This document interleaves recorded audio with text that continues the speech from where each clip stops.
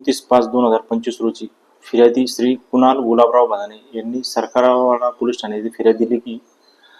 त्यांची व एकूण 90 उमेदवारांना आरोपी कविता प्रशांत भादाणे व वैभव विजय पोळ यांनी धुळे येथे आरोग्य खात्यांतर्गत मध्ये नोकरी लावण्याचे आमिष दाखवून असे 90 उमेदवारांकडून जवळजवळ 1,40,00,00,000 रुपये घेऊन त्यांची फसवणूक केली म्हणून गुन्हा दाखल होता.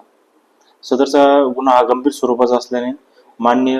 CP sir Shri Sandeep Karnik sir यांनी गुंडाविरोधी पथकांना आदेशित केले की सदरच्या गुन्ह्यातील पाहिजे आरोपी तात्काळ अटक करावे व गुन्ह्याचा तपास पुढे चालू ठेवावा. त्यानुसार गुंडाविरोधी पथकाचे अधिकारी अंमलदार यांनी आरोपिताची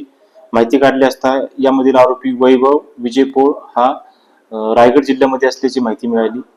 सदरची माहिती तात्काळ आम्ही माननीय DCP क्राईम श्री बचाव सर,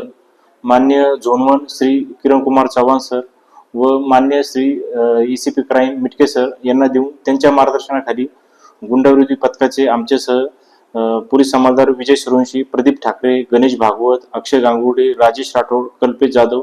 असे पथक तात्काळ श्रीवर्धन जिल्हा रायगड येथे रवाना झाले. दिनांक 8/7/2025 रोजी श्रीवर्धन येथील समुद्र किनाऱ्याच्या जवळपास आरोपी राहत असल्याची माहिती होती. त्यानुसार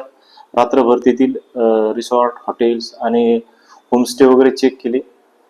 असता आरोपी हा कुठेही मिळाला नाही, परंतु आरोपी हा इनोवा क्रिस्टा गाडी वाहन वापरतो या एका धाग्यावर सदर भागातील इनोवा क्रिस्टा गाड्या शोधून एका ठिकाणी नवमी रिसॉर्ट या ठिकाणी इनोवा क्रिस्टा गाडी मिळून आली. त्यानुसार सदर रिसॉर्टला चारी बाजूने घेराव घालून रिसॉर्ट चेक केला असता त्या ठिकाणी आरोपी नामे वैभव विजय पोळ वय 49 वर्ष राहणार अलिबाग रायगड हा मिळून आला. त्याच्याकडून एक मोबाईल, विवो कंपनीचा मोबाईल आणि एक इनोवा क्रिस्टा असा एकूण 22,20,000 रुपयाचा मुद्देमाल हस्तगत करून त्यांना नाशिक येथे आणून पुढील तपासकामी सरकारवाडा पोलीस ठाणे यांच्या ताब्यात देण्यात आले.